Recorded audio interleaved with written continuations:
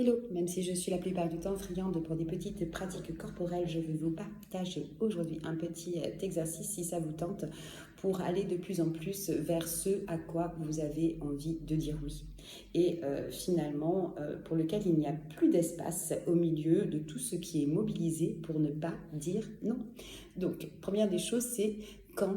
Donc, identifier dans la semaine, parce que le mieux c'est de faire ça par écrit une fois par semaine, identifier quand dans la semaine vous n'avez pas été en capacité d'assumer de dire non. Alors quand?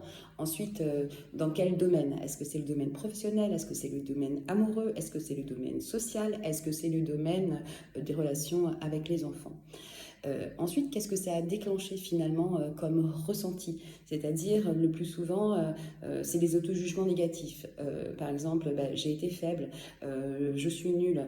Ou alors, ça va nous emmener vers une espèce de rancœur finalement auprès du demandeur, ce qui est tout à fait à l'inverse de l'effet escompté par ce non qui n'est pas donné. Parce que ce non n'est pas donné pour tenter de maintenir un lien. Mais on pourra en reparler dans une deuxième fois.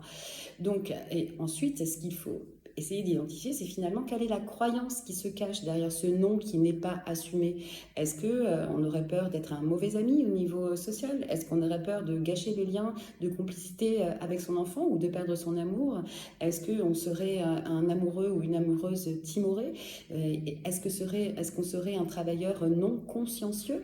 Voilà, donc tout ça, l'observer, le poser, l'écrire durant, faire un retour une fois par semaine et puis s'observer pour en fait petit à petit aller vers libérer de l'espace vers tout ce à quoi on a envie de dire oui avec joie. Allez, à bientôt.